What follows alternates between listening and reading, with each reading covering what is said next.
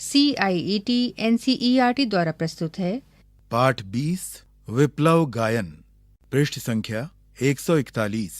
कवि कुछ ऐसी तान सुनाओ जिससे उथल पुथल मच जाए। एक हिलोर इधर से आए, एक हिलोर उधर से आए। सावधान, मेरी वीणा में चिनगारियां आन बैठी हैं। टूटी हैं मिज़राबें, अंगुलियां दोनों मेरी ऐंठी हैं। कंठ रुका है महानाश का, मारक गीत रुद्ध होता है। आग लगेगी क्षण में, हृत्तल में अब क्षुब्ध युद्ध होता है। झाड़ और झंखाड़ दग्ध है, इस ज्वलंत गायन के स्वर से रुद्ध गीत की क्रुद्ध तान है निकली मेरे अंतरतर से।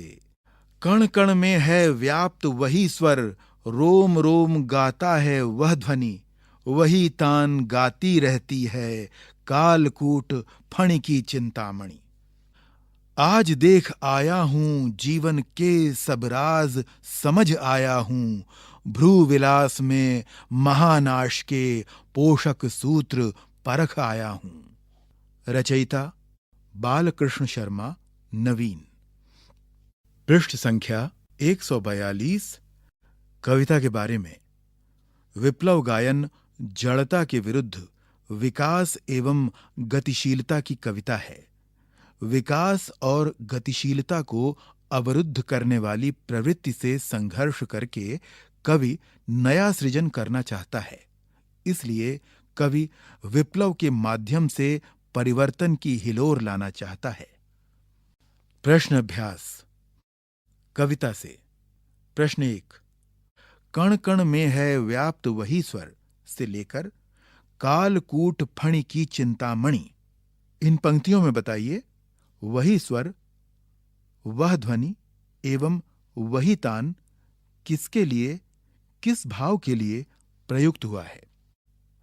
और बताइए वही स्वर, वह ध्वनि एवं वही तान से संबंधित भाव का रुद्ध गीत की क्रुद्ध तान है निकली मेरी अंतरतर से।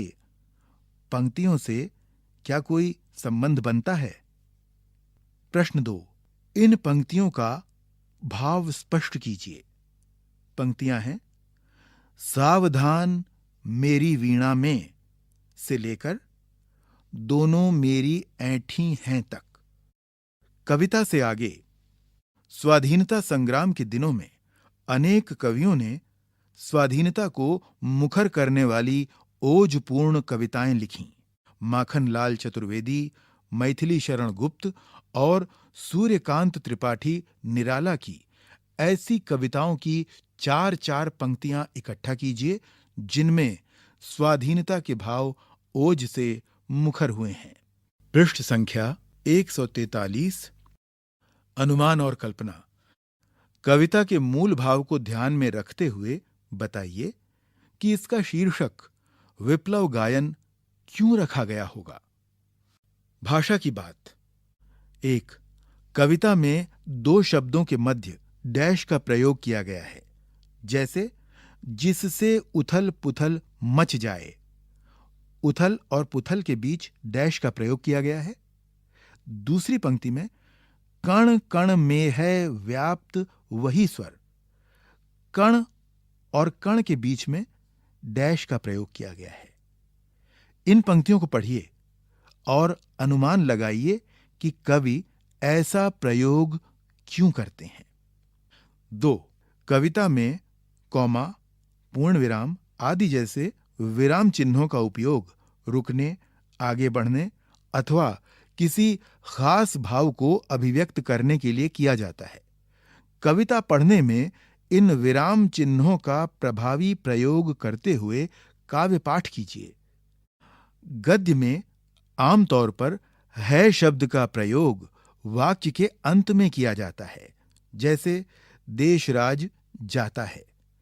अब कविता की इन पंक्तियों को देखिए। कण कण में है व्याप्त से लेकर वही तान गाती रहती है तक। इन पंक्तियों में है शब्द का प्रयोग अलग अलग जगहों पर किया गया है। कविता में अगर आपको ऐसे अन्य प्रयोग मिलें तो उन्हें छांट कर लिखिए। 3. इन पंक्तियों को ध्यान से सुनिए। पंक्तियां हैं, कवि कुछ ऐसी तान सुनाओ से लेकर एक हिलोर उधर से आए तक। इन पंक्तियों के अंत में आए, जाए जैसे तुक मिलाने वाले शब्दों का प्रयोग किया गया है। इसे तुकबंदी या अंत्यानुप्रास कहते हैं। कविता से तुकबंदी के और शब्द या पद छांट कर लिखिए।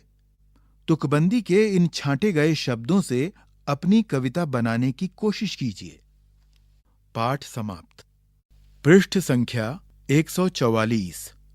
शब्दकोश।